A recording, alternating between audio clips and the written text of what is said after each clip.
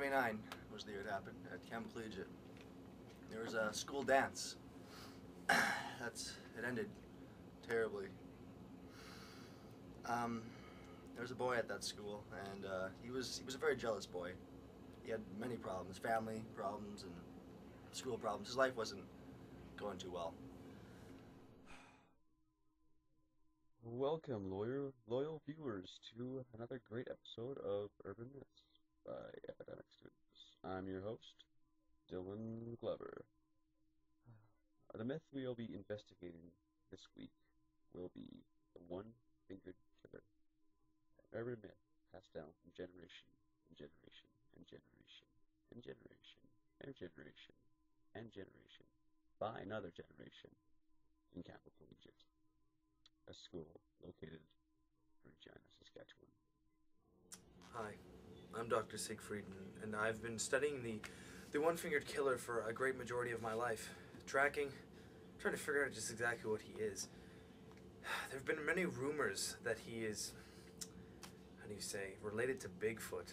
Now, I disagree with those claims because I've managed to follow tracks relating to something of the sloth-like nature, which would explain his long finger.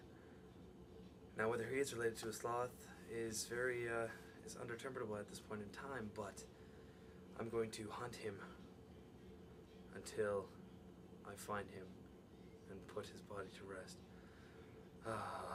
His death puts a smile on my face. The one-fingered killer? I've heard about him. It's kind of an urban myth I've sensed, but kids talking in the hallway, sometimes you hear them before the teacher comes up to them, and you can hear them whispering, and there's tension. There's tension in the air. I don't know, maybe he's coming back.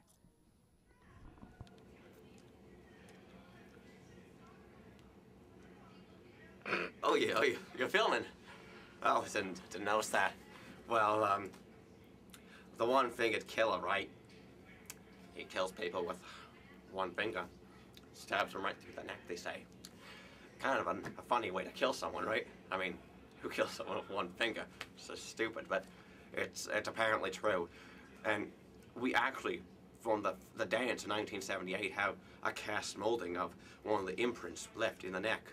Now, I'm going to measure it and find out kind of how big his finger was. Next, I'm going to show you a few interviews I did with students at Campbell Collegiate, and also a couple staff members I interviewed. This will hopefully give us more of a perfected look into the one-fingered killer. He's just disgusting. He can balance a basketball on his finger for 10 seconds at a time. It's just crazy. Have you ever heard of the one-fingered killer? Don't bring that shit up, man. I don't want to be involved with that shit.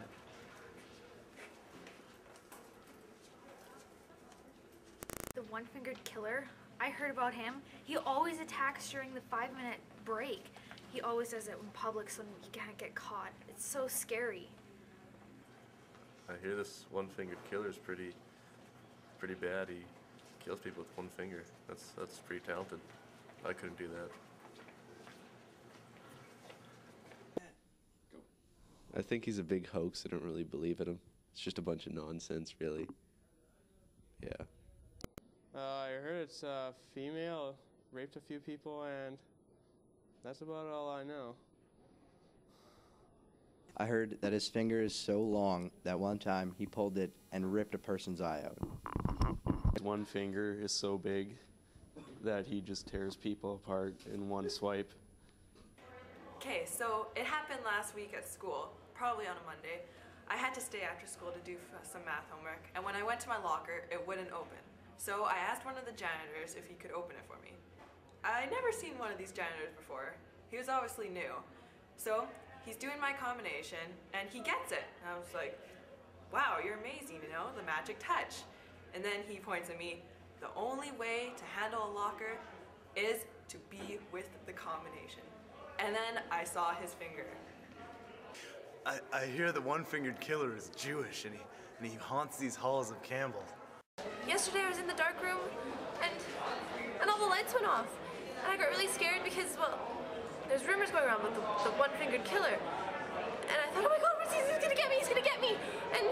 And I found the light switch and the back on. And when I looked in the mirror, I had a big fingerprint on my neck. He's coming back.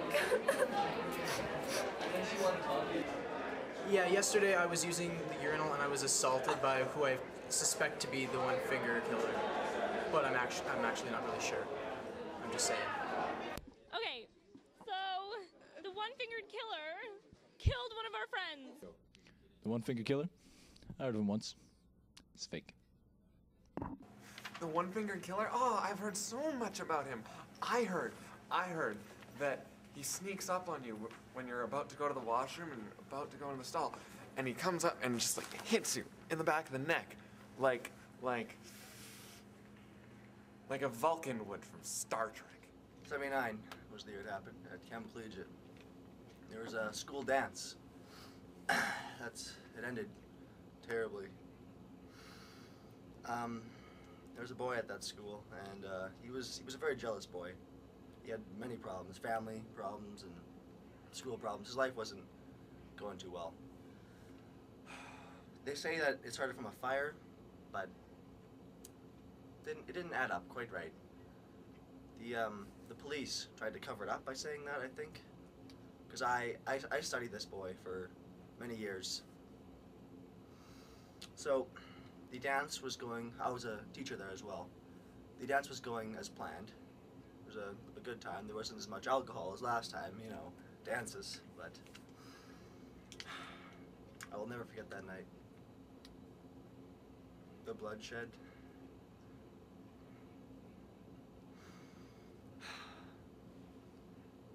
Marcus Fentz was his name. Now known as the one-fingered killer. I've experienced the one-finger killer. I'm the only one to get away. He raped me. It scarred me for life. I don't want to talk about it. Go away. Go away.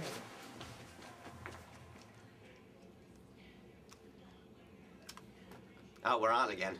Oh, I have to stop doing that. Oh, well, anyways, we measured the mold of it, right?